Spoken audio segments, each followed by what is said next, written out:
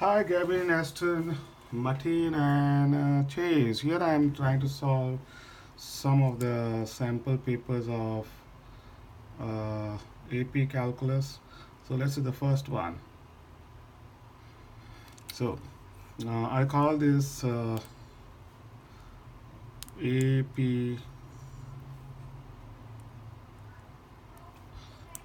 AP set 1.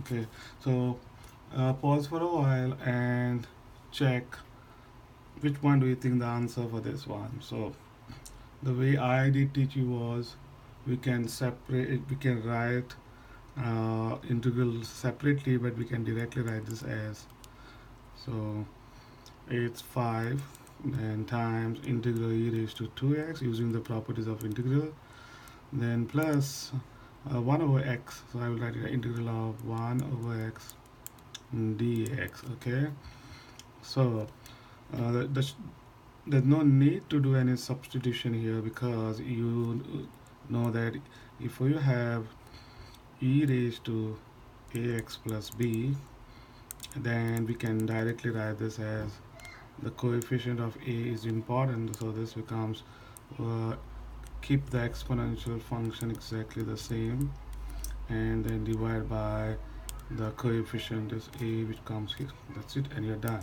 So how do I use this in this example is this become 5, so e raised to 2x, and you can clearly see the 2 right here.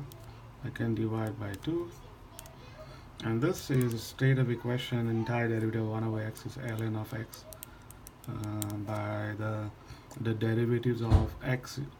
Ln of x is 1 over x, and that's how you get. So the right choice is, so the right choice becomes the B part. Okay, hope that works. Let's go to the second one is,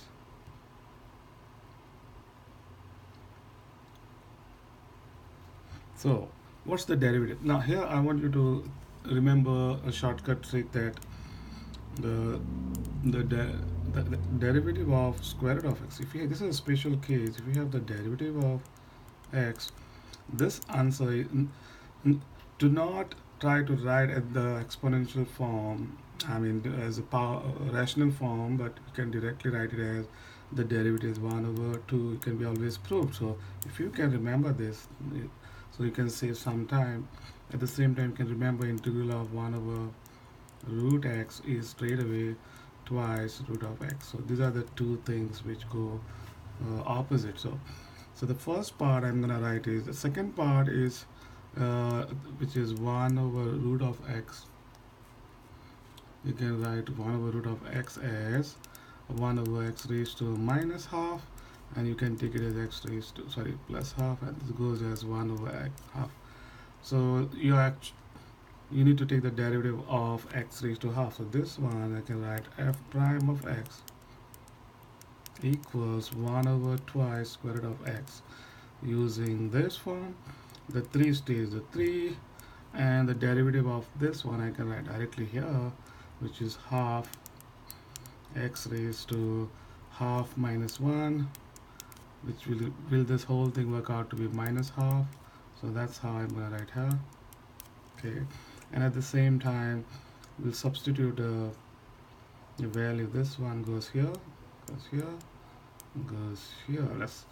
And at the same time, I want you to think of, if you have a raised to a minus, it is in the positive, using the positive exponent, you can write this as half, so changes to it. So I do the same thing together. So this becomes 1 over square root of 4 plus 3 over 2, and at the same time I do the two steps together. It's 1 over and I'm replacing x by 4, so it is 4 raised to half. Now this half basically means I can write it as this whole half is square root of 4. So final answer will be, you work this out, square root of 4 is 2, 2 times 2 is 4, plus 3 over 2. Okay, do your regular maths and make sure you get answer as this one. I'm saving some time so that you can complete it yourself. The third one is here you have to use a trick. I'm going to show you a trick where a trick like this. If you have, I'm going to write it right here, integral of derivative of x. Uh, Let me go backwards here. If you have fx,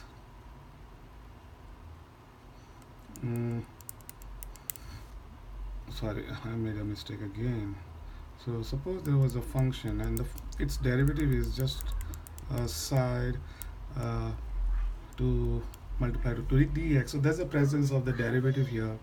Now this becomes and this is a power raised to the a number, which is there's the exponent, no, and then you can directly write this as f of x, use the power rule, and you get answer. That's how the shortcut rule you can use. So how do I use this shortcut rule? Right here is, look at this expression. The inside part is x cubed, and that derivative is 3x squared. And you see that the x squared is present. So I can rewrite this and write it as x cubed plus 5 plus 5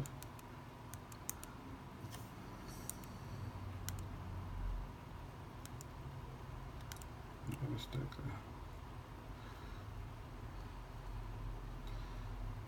So this is the, I think everything is messed up. Let me write it again. So this is you replace x cube. See, you replace x cube plus 5. That you take the derivative of this. If you take the derivative, it's 3x squared. So we can rewrite this one as integral of x cubed plus 5 raised to the power 6. And I'm going to write this x squared right here, dx. So what you do is, since you need a 3, so you need a 3 here, so multiply 3 and you divide by 3 and use the power rule for this part, because this is the whole thing. If you take the derivative, it's right, this whole thing is the derivative of this one, which is exactly like, looks like f of x. F of this one is directly, if you have a n, so we can write this as n plus 1 over so this whole thing becomes 6. So it's 1/3. So it's 1/3, and then x cubed plus 5 raised to 7 divided by 7 plus c. And you get the final answer. So that's good. So 3 times 7 is 21. So your answer will be, look up at this, 21 is the E. So okay. So let's go next one.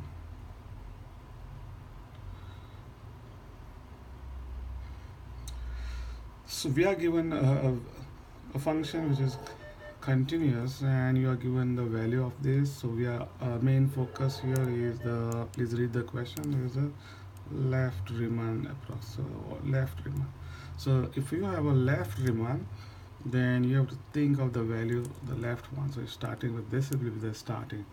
So 0 to 25, that's the first part. So here the width is, so it's like a rectangle this way. So you are the Riemann sum. So you're going to add this values. So the width for the first one is 25 minus 0 is 25 times the value of 0 at 0, the value is 4. So you put times 4 plus, then you take this 2, which is 30 minus 5 will be 5 times the next one is 6 plus, then the width here is 50 minus 30 is 20, and the left one 8. So you do this do the regular maths, and you will see the answer is ending up is 290. And the question sometimes they ask, is this underestimate or overestimate? And that depends on increase. You can see the values are increasing, something like this.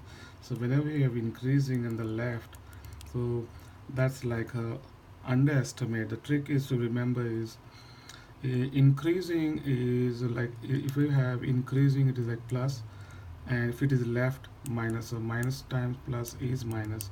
So think of that situation where this become underestimate.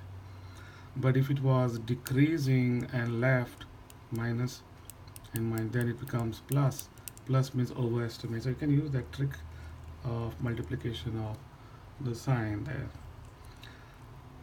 Let's see this one. This is a straight away question where because you are given already fx is continuous, so the left limit and the right limit is the same. So what you're gonna do is uh, this x less than, to plug it here, and this you plug it here and you make it equals, and then you should get the answer. Let's do that. So 2 times 2 square sine of, so sine of 2 pi, because oh, my stylus is not working properly anyway.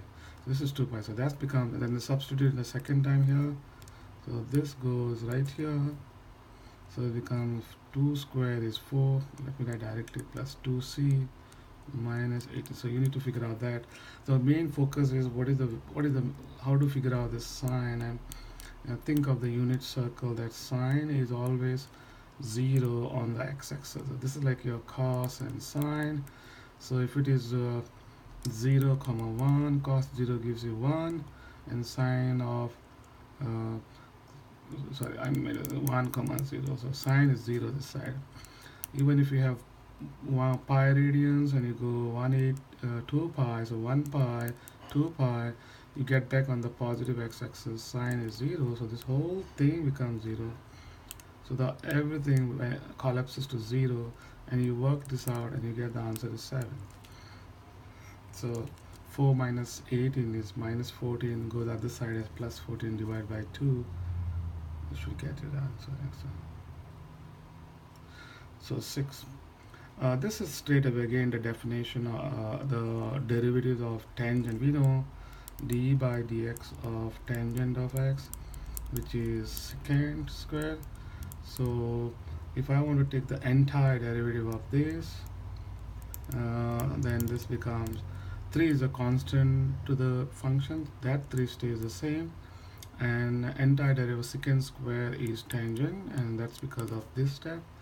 And 2 is a constant, and it means it is integral of 2 dx, so that's like 2 integral of 1 dx, whose derivative is 1 is x. So that's how you can figure out the answer, which is the second one, I think the B part. Here is the composite function here. So you are given f of x. By derivative of composite function is you do the outside first, so it is f prime of g of x, that time the derivative of x. This is the formula we are going to use. So we plug, you're given fx is x squared minus 4. So let's see what is the derivative of, but I'm gonna put instead of gx, so this whole thing is for when it is x, but in place of x, if I put there gx, so let's see what, so that's what I'm going to substitute. This goes here, and so when I substitute, you get, you're taking the derivative, so I put a mark right here, that means the derivative of whatever you plug it in here. So the gx goes in place of x squared, so gx, so gx squared, so I made a mistake here. So gx goes as a gx the whole square, and I put a derivative and minus 4. And now I want to take the derivative of this, so this one, and times there is a gx additional. So this gx is the same one, is the same gx. So what I'm changing is this part. So I want to take the derivative of this and put x. So first I put replace x by gx, and then now you take the derivative of, so This is again derivative 2 parenthesis square is twice the same thing, gx times decrease it by 1. This is 0, so I'm gonna not write that, directly write gx and you get the answer. And this is 1, so the final answer is gx. And then yeah, I think I little just watch it again. Should be okay. Hey, buddy. Yes, sir. Hey, just let Kelsey know we're back home. But can you go backside? Okay. Problem number. This one. Here, slope field is given. So you're given a slope field here. It's a nice graph. So let's see what is being given and what is asked here. So we need to figure out which is the what is this. As you make x bigger, this means as you make x greater into infinity, what is the value of the gx? So what is this gx? So we have to so you're also given g of minus 2 is minus 1. So what is g of minus 2? So if you look at this will be your 2 1 minus 1, and then this again I can do the same thing. You can clearly see here minus 2 and minus 1 will be, this is your minus 2 and this is somewhere here, and then here comes the tangent. Okay, so we want to know this, the solution or the function that goes through this point, and you can clearly see that there is a pattern here. There's a pattern here. This is the slope of the tangent for the graph there. So it looks like the graph goes something like this. So that means as the x goes to infinity, as x becomes a very large number, then the value of the function goes almost close to 0. So that's like f value becomes 0. So the answer for this will be 0. So that's how we can figure out the value of the function, to where does it approaches to as x becomes infinity. Clearly you can see that, you can see there's a lot of graph like that which goes this way, maybe like this, maybe this way. So a lot of them, but the one that is this one, so we know the solution to that. Problem number 10. I think I missed 9. Okay, question here is,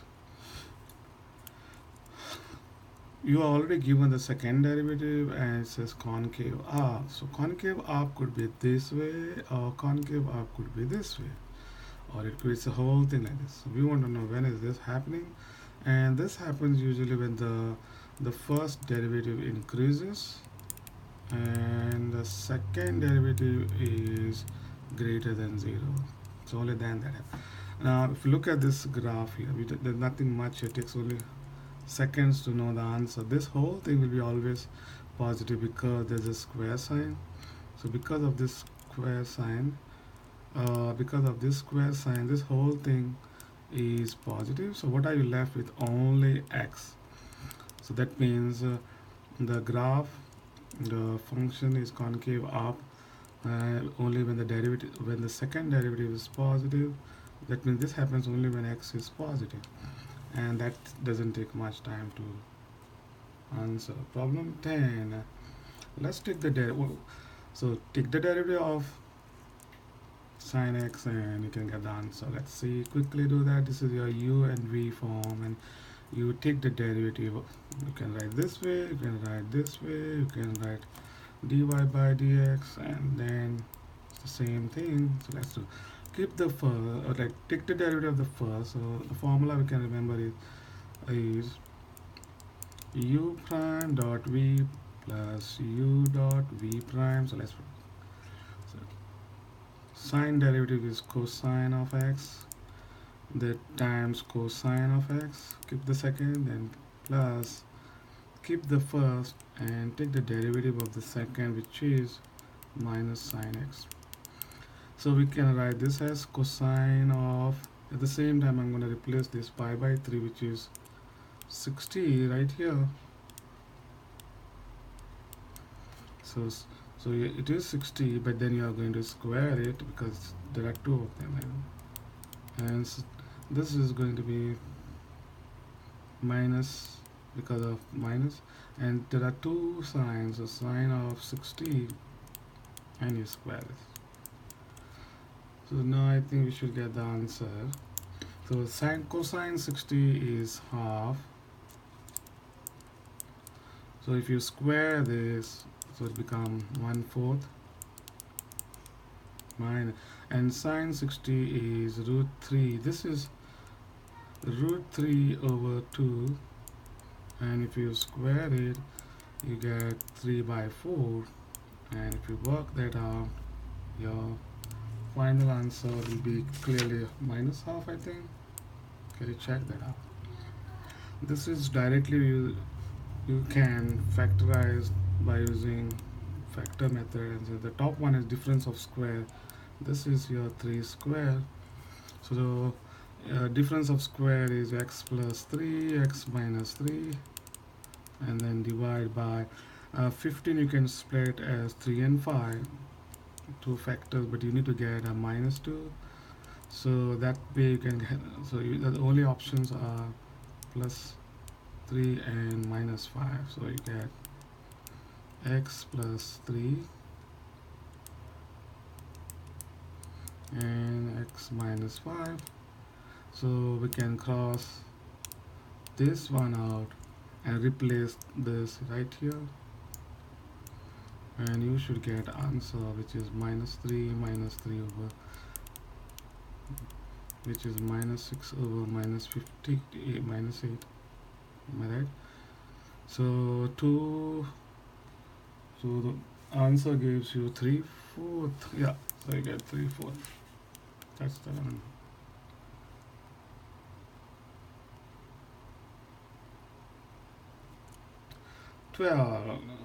Question is, what is the average rate? A regular question, average rate of change formula.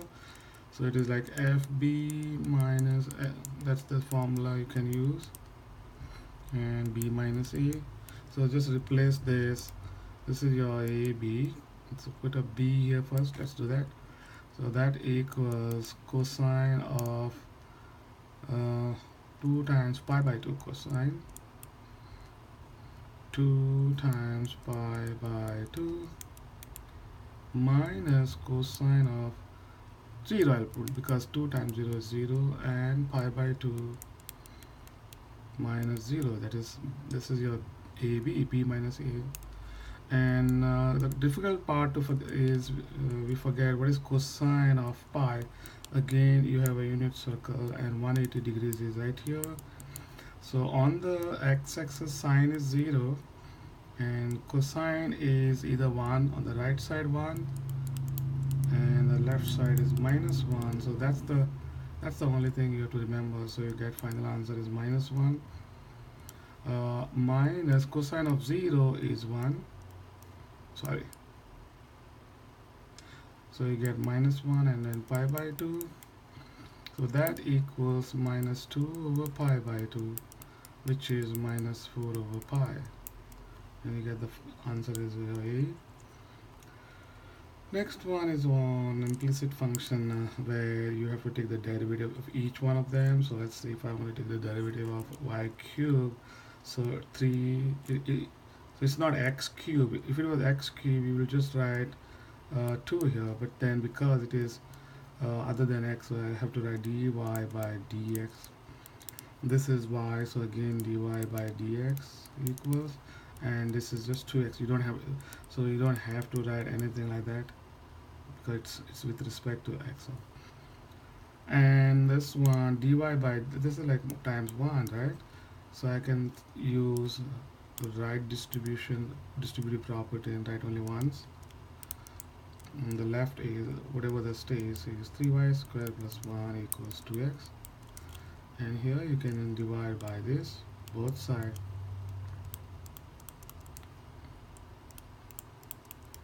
and I think you get the answer as this one, e. So this goes away.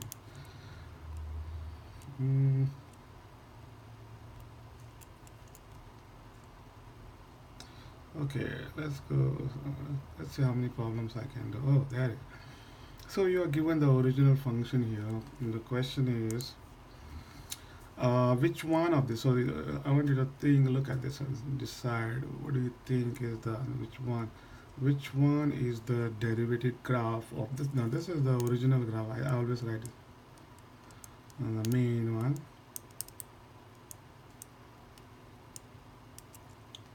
And is this the derivative graph, or is it B, or this one?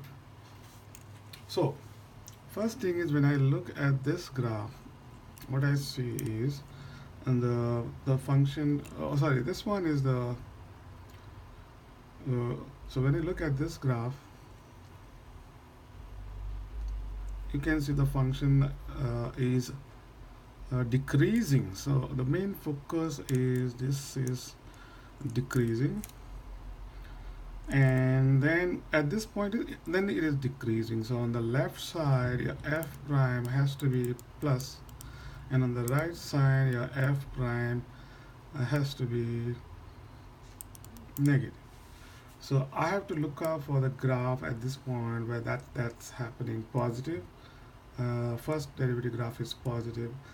It cannot be negative positive, so that's the point. So if you see here everything is positive, so this cannot be.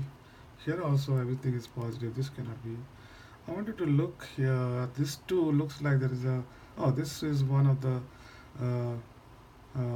candidate, because this is at this point the left side it is negative, the right side is positive. Looks like here that I made a mistake here. This should be minus here, and here it is plus. So that was my mistake here. So if you look at this, that's like one of the candidate, negative, positive. So here also you see the graph is down, negative, and then the positive. You see here also negative, positive. This seems to be also correct, but not this one, because if you see the midpoint, there's a negative, positive here, negative, positive, positive, positive, negative. So that cannot be also. So the only options are this. How do I know whether it is C and D? What I will look is look at the what's the if I want to know this one, let's see if this is the first derivative graph. What is the second derivative? This is already the first derivative, and you can see I can draw any tangent to this any point here. They will be always positive. So the second derivative for this graph is all the time from 0 to 4, second derivative positive. It means it should have been, the original graph should have been concave up. If you look at the graph here, the original function is not, entire thing is concave up, but you can see this one until here is the concave down, and from here it is, and here so these are the two parts, it is concave down. So that's where the derivatives are decreasing, which is negative, and here the derivatives are positive. This one is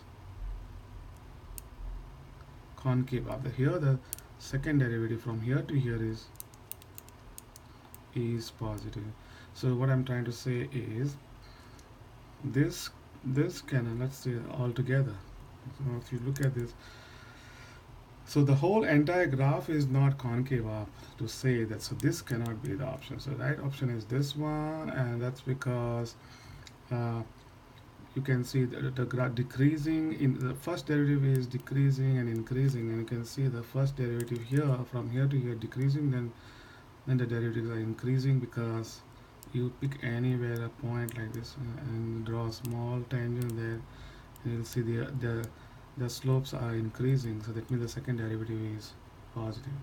Okay, so I hope it took a long time just for that one problem. Let's see this one.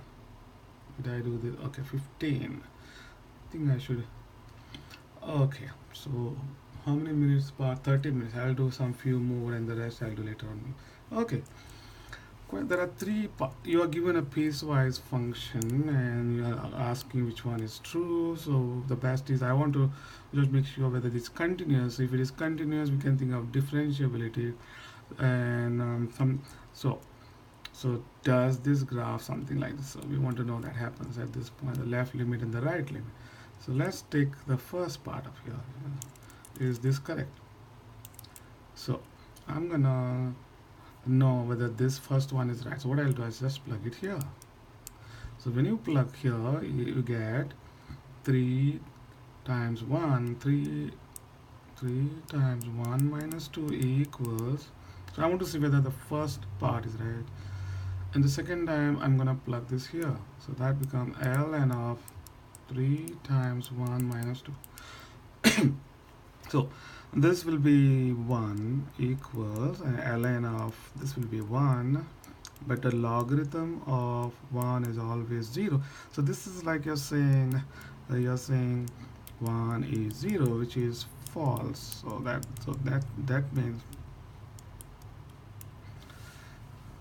means this is ruled out, the first one. What about the second one? Is the left derivative equal?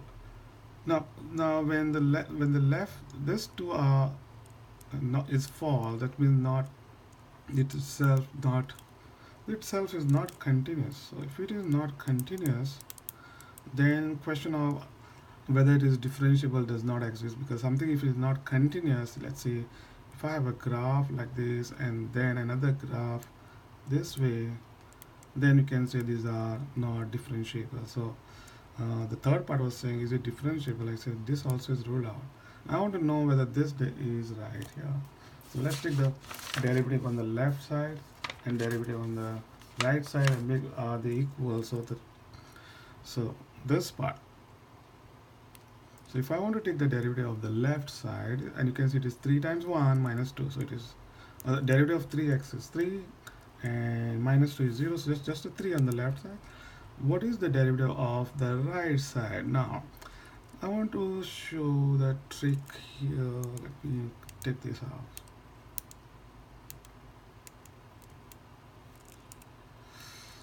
Let me take everything off. Okay. How do I delete this? Okay. Anyway, so the derivative of ln of is I want to show somewhere here. Maybe this is what I want to remember, that if you have a derivative of d by ln of anything like that, the answer is always 1 over the whatever in the parenthesis, and then take the derivative of that. So you can do without using the substitution. So that means you just write 1 over. Like if I want to know this one, what's the derivative of ln of 3x minus 2? So that becomes 1 over, here the parenthesis is,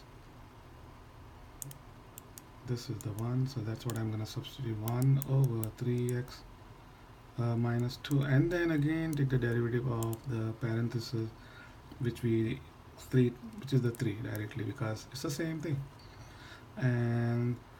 And then you plug this, once you take the derivative of this, just plug it 1 here, and you will see 3 equals that 3 over 1, and you clearly see 3 equals 3. It looks like the left and the right derivative are the same. So this is the right answer. So only,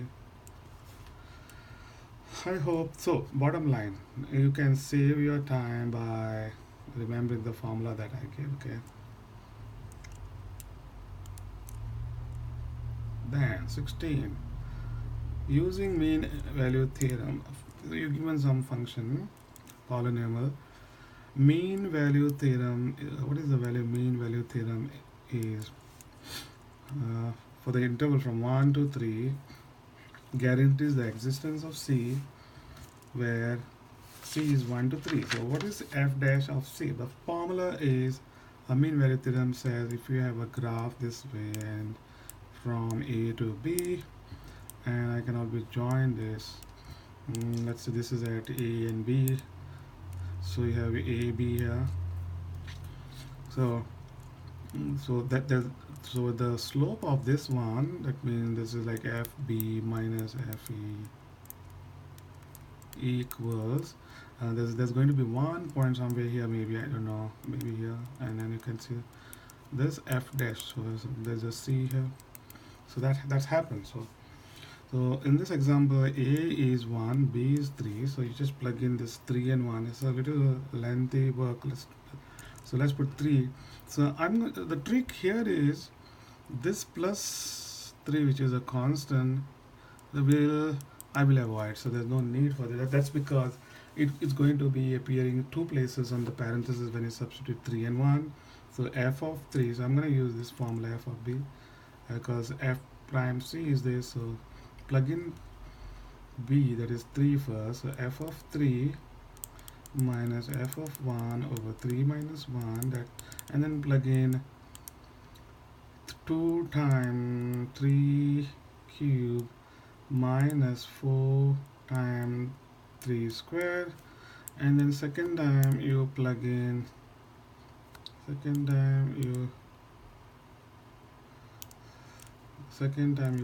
1. So if you plug it 2 times 1 cube and then minus 4 times 1 square, and then divide by 3 minus 1, just do your math, and you should get your answer as 10. Okay, I'm saving some time, but the question is to show this, but why you skip this, because even if you write plus 1 here, plus 1, finally you get the same, it crosses out. So just to avoid the calculation, you can do this part and get the answer.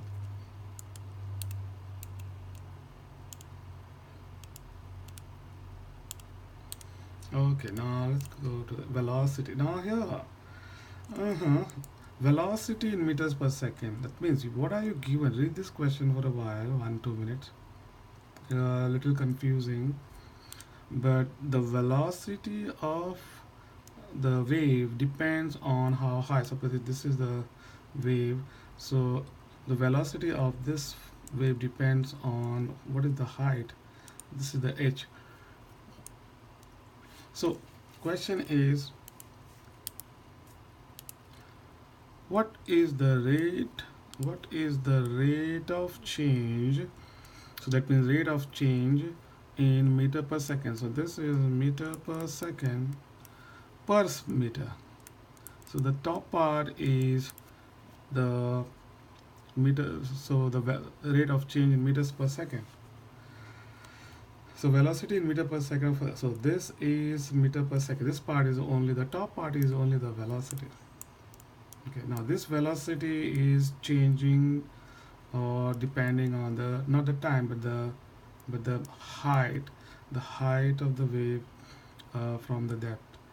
The question is, what is the velocity of the wave with respect to the depth when the depth is 2 meters? That may be something like this, and this is your h.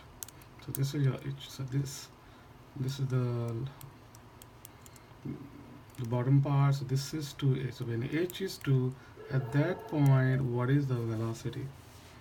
So what you have to do is just take the velocity. This is the main function. So take the derivative of this dv by not time but h, and directly you can remember my trick that whenever you have a square root, it is always twice square root of whatever that is. So, and then at what point do we want is when h is 2. So I plug h is 2 here, and when you plug it 2, you should get 3 over 2 square root of, sorry. So remember, this is the not the time. The velocity does not depend on the time, but depend on the meter. So some student may write dh by dt, and I'm confused. So I hope made sense. Now here, problem number 18. you are given the derivative, and what is the value of, now if this is given, these are like I want you to remember the trick here. Whenever you have given a value at one point and ask another point, so the position, uh, it's like a particle is moving to the right side. Maybe it was at some distance. Sorry. So what I'm saying is, if I want to have a draw line, let's say the position is maybe at when it is 0, it is at 20. So this is like 20, and then it may be moving to the right, then goes to the left. So we want to know what is the position of the particle when it is 6 seconds. So for that, use the second fundamental theorem of calculus.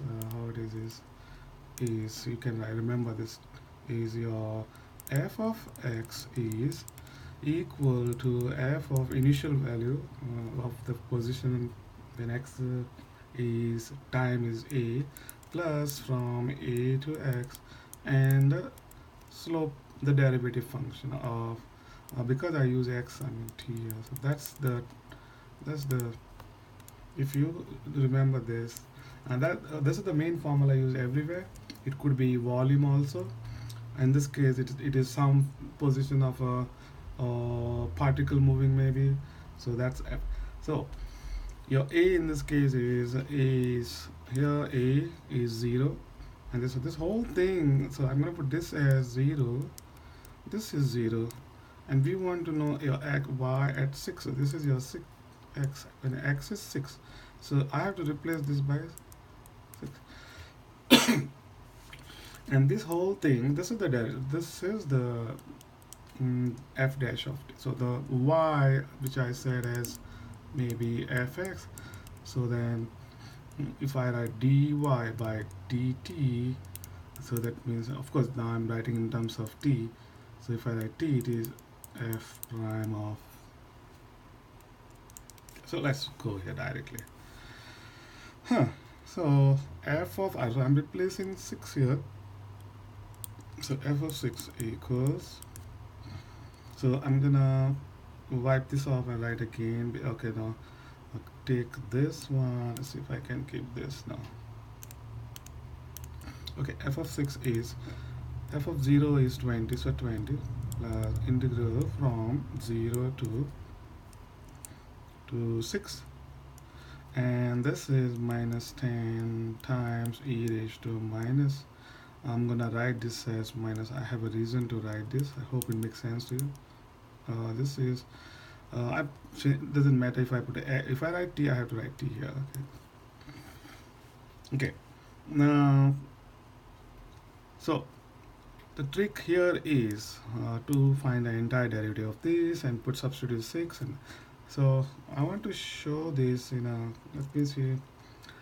The trick I want to show is, let me clean whole thing. Now that you know how to do this, okay, you can always go back and do that. So let me take up everything, and okay, here, now I have enough room. So I want to work, so you know this is the initial part, and then I want to know from 0 to 6. So it's initially the particle was at 20 at units, and then you want to know what's the position in m. So I'm gonna write, main for me was how to find 0 to 6, and this is minus 10,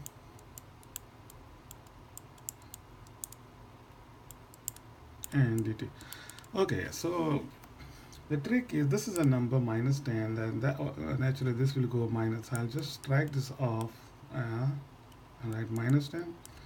Now when you take the derivative, I already shown that the coefficient of t is minus half. That go, when you write the answer, this is going to be minus 10 times the exponential stays the same, and this minus half is the coefficient that is to be divided. So I'm gonna write it here, minus half here, and then put a bracket to show from where to where is 0 to 6. So you're using the you need to plug this in, and this whole thing is plus this 2 gets multiplied up 20, so this is 20 times, and then you substitute 6 here. So when you substitute 6 right here, and 2 divide 6. Let's write it. Minus, second time substitute 0, so e raised to, everything becomes 0, so that will be like a 1. This whole thing will be, e raised to 0 will be 1. This will be 3, so that is e raised to minus 3, so you get 20. And at the same time I'm going to distribute 20 to both because there's a minus sign, so e raised to minus 3 minus, again 20 times 1 is 20. So this is the position or net change from 0 to 6. So this is the net change from 0 to 6, but in the beginning there was already at 20, so this one is, you have to add 20, so it is 20 plus that. So what, and you can see this to cross out, and your answer is only this, 20 e raised to minus 3, which is B. Okay, so even though I explain it quite long, but I just want to make sure you can use these direct shortcuts which I'm trying to show. Or you could do this net change from 0 to 6, because you want to know it was at 0 and then now you want to know at 6, so 0 to 6 is the net change, and then originally it was at 20, that adds to that net change, and that's how you get the answer. So let me clean the whole thing now and go to the next one.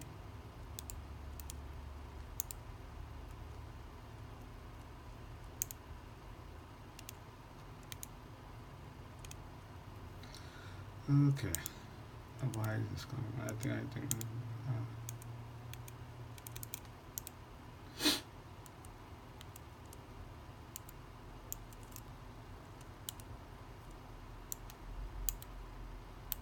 okay, this problem is, let f be, the derivative is given to us, you can see this is the slope function. I always call this as, the question is what point is the point of inflection. So what is point of inflection is either the graph is concave down to concave up, or maybe the graph is concave up to, so where the concavity changes, or where the first derivative is increasing and then decreasing, or decreasing to increasing. But basic idea is to know the point of inflection is whether the second derivative either has to be 0 or undefined, and then the second derivative also has to switch sign, not just uh,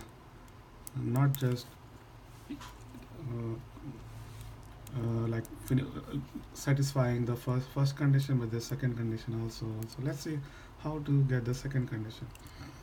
So here, this is the first. What I'll do is take, this is already the first derivative. Let's take the second. So f prime of is double prime is 3x squared minus 4. Okay. When can this be equal to 0? So we can say this will be equal to let find that point. So you can add 4 both sides. You get 3x squared equals 4, and divide by 3 you get, and then x has 2 values, but then this is x equals 2 square root of 3. So that's what happens. Now what we need to do is, this is the answer. I'm skipping minus because there's no minus in this option, so you think of only plus. Now I have to, where is this 2 radical 3 is a creepy, this is like a confusing kind of thing, but don't worry.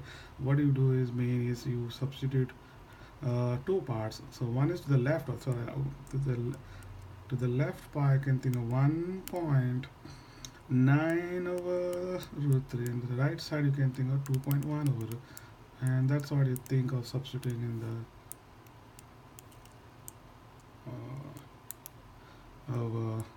okay. So here is the sorry, not that one.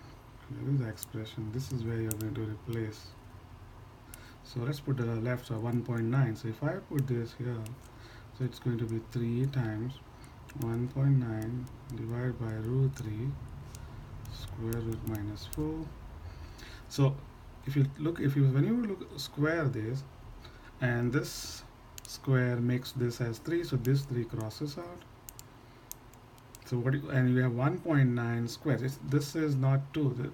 If it was 2 square, it would be 4 minus 4. But because this is little lower to 2, so 1.9, if you square, you don't have to show the all the stats, but just want to make sure that this square, this whole thing, this number will be smaller to minus 4, so it become negative, because 1.9 times 1.9 is almost like 3 point whatever. And if you take 2.1, let's substitute this 2.1 right here. 3 times 2.1 the whole square divided by sorry, I made a mistake, 3 squared. So again this goes away, but 2.1 is, this 4 is 2 squares, so I think that's better. So 2.1 is bigger than this, so this has to be positive. Oh. So I think I should have written this 4 as 2 squared. I think then you can think, oh, 1.9 is smaller to 2, so it has to be less than 0, so negative answer, positive, negative. So the sign changes from negative to positive. So there's a point of inflection at x equals 2 square root of 3.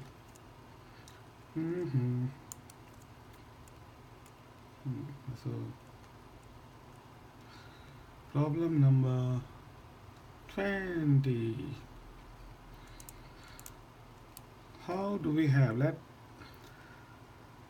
so now I'm gonna stop here and okay, let me finish the last 20, and then I will, next video I can make another. If a line YB is this is the regular question asked. When do we know the graph has a horizontal asymptote? The trick is always think of the dominant term in the expression. Like this whole thing, if you use the binomial FOIL method, this x and x, so just multiply x and x, which gives you 2x squared. And the down one is like again you can think of binomial, but in x and x becomes x squared. So this is important. But if you want, you'll be wasting time if you do everything x times x squared, then minus 3x, then minus 12x, then there is no need to do all this. This one you can use x squared minus 2x plus 1 using the formula a minus b. The whole square is trinomial identity, which is a squared is minus 2ab plus, so there's no need all this. So just remember you're squaring the first one, x. So this is important. And then look out for the coefficient of x squared.